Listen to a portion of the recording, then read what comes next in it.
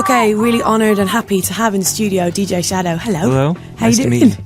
We haven't met before, right? No, we definitely haven't. Okay. I think I'd probably remember if we did. Me too. It's good to meet you. Yeah, likewise.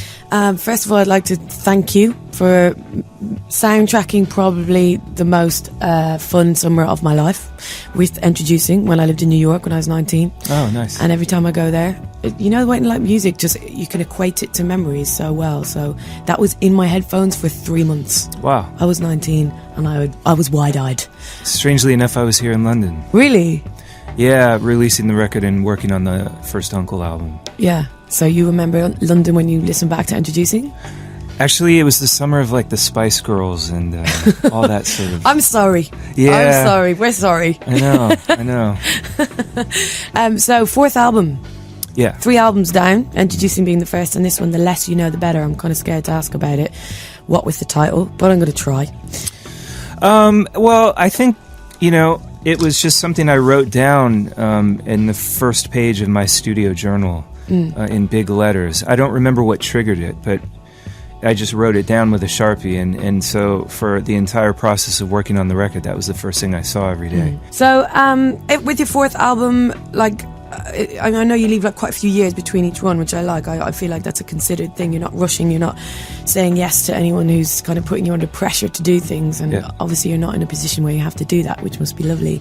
But did you come to this album with a different approach? What, 3 albums down, with the knowledge and experience of those?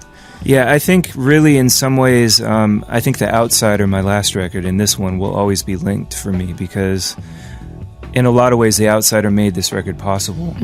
I mean, when I sat down to work on every record since Introducing, as much as I tried to say that there wasn't pressure, I think I was feeling a little bit of pressure. And it really wasn't until I started working on this record that I can now acknowledge that.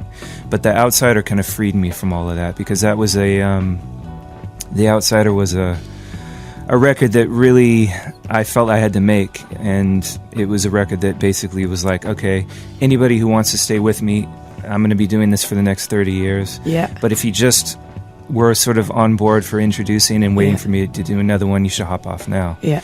I just wanted it to be instrumental, honestly, up until about March of this year, and that's when I realized that the record would be better with a few choice collaborations.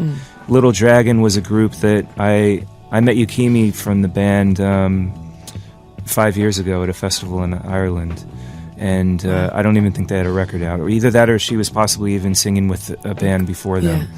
And then met her again in Japan and started following the band, and so scale it back. It wasn't like, you know, 10 people and then I settled on Little Dragon. It was like, okay, Little Dragon or nothing. It was always going to be her. Yeah, all the collaborations were like that. It was like, okay, if I'm going to do vocals, here's who I want, and if they say no, then I'll just sack that track and go to something else. Yeah.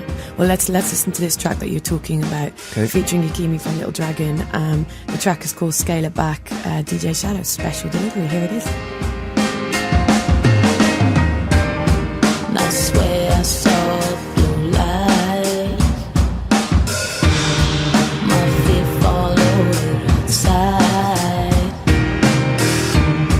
and I thought I heard someone say you're flying far away,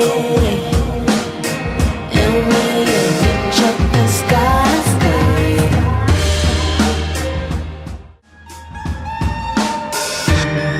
There you go, for the first time. That is Scale It Back. DJ Shadow is here with us. Absolutely sublime. Absolutely love it. Yeah, it's one of my 3 biggies on the album. You're kind of on the tail end of a bit of a festival tour. I'm sure people listening have been lucky enough to see you at Festival or Glastonbury. Was Glastonbury your first time? Yeah, it was, playing that, and it was the John Peel stage, and it was... I got to meet John Peel a few times, and it was a wonderful context to do a show. You know, it was, as much as people would say things like, oh, are you nervous? Is this kind of a big deal? it just, when you play the John Peel stage and it's that context, you just kind of, it's like playing for a friend or something. Yeah. It took all the pressure out of it. It was nice. It was good. That's a really beautiful way to think about it. I like that. Quickly, for those who haven't seen you live, you've got the big globe thing, you've got this incredible lighting system, and is it true that you've kind of introduced drumming to make like live drumming for you to do on stage? Yeah, it was something that I've wanted to do for a while, but you know, it's just one of those things that's like, oh, if we have time, let's work this in. But the show is very complicated. There's a lot going on, and actually I've added to it 4 times now, and every time we add to it, it's like that game Jenga, where the tower is getting taller and more wobbly. And in fact, last night in Paris, the show was running about 15 minutes late. I hadn't gone on yet because my crew was just sort of looking at me and shrugging, going, "We can't get it to work." And I went, right. And we had pushed right up to curfew, so we started anyway, and thank God it actually did work. But it's getting to be like that. But don't let that, you know, dissuade you. If you're planning on going to Manchester, it will be fine. We will work out all the bugs. It's a good show. It's cool. Yeah, and Manchester Warehouse Project, I think you'll really like. It's in an underground car park. Oh, nice. It's got a real kind of old school rave vibe. It's great. Oh, cool. Yeah, no, that sounds awesome. Well, DJ Shadow, thank you so much for coming in. Thank you. Really appreciate it. Nice to meet you. And you.